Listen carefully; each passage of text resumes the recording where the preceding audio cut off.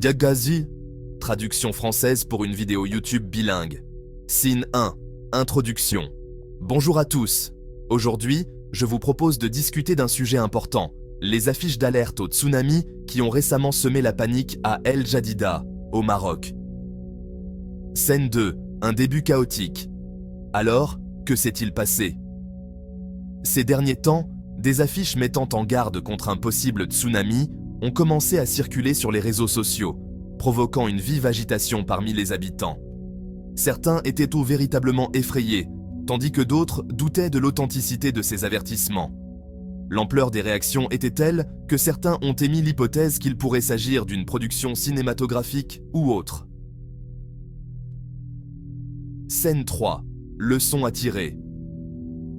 Cette vague de réactions sur les réseaux sociaux a mis en lumière une chose essentielle, la rapidité avec laquelle les informations, qu'elles soient exactes ou non, peuvent se propager et créer de l'anxiété. Le manque d'informations claires de la part des autorités n'a pas arrangé les choses. Cet incident souligne la nécessité d'une communication rapide et transparente dans les situations susceptibles d'alarmer le public. Scène 4. Démenti et explication. Heureusement, des experts sont rapidement intervenus pour démentir la menace de tsunami. Il s'est avéré que ces affiches faisaient partie d'un projet de recherche mené par l'université Chouaib Douakali et l'UNESCO. L'objectif ? Sensibiliser le public à la gestion des risques de tsunami et promouvoir la préparation des communautés côtières. Les autorités ont confirmé qu'il n'y avait aucune menace réelle de tsunami pour El Jadida. Les phénomènes de marée inhabituels observés récemment. Ils étaient d'origine naturelle et n'étaient liés à aucune activité sismique. Un soulagement certes, mais aussi une excellente occasion d'éduquer le public sur les risques de tsunami et les mesures de sécurité. Scène 5. Investir dans la prévention. Par ailleurs, une bonne nouvelle concerne le port voisin de Jorf Lasfar. Il y a 9 mois, le port a été équipé d'un système d'alerte au tsunami moderne. Ce système est conçu pour fournir des alertes précoces en cas de menace potentielle de tsunami.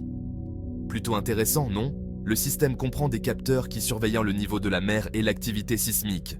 Il est connecté à un réseau capable de diffuser rapidement les alertes. Cet investissement dans les infrastructures d'alerte précoce témoigne de l'engagement du Maroc en matière de préparation aux catastrophes et de réduction des risques. Scène 6. Se sentir en sécurité. Alors, qu'est-ce que cela signifie pour les habitants et les entreprises de la région? Du réconfort. Le fait de savoir que des mesures sont en place pour atténuer les risques associés au tsunami et autres catastrophes naturelles procure une certaine tranquillité d'esprit. Scène 7. Conclusion et conseils.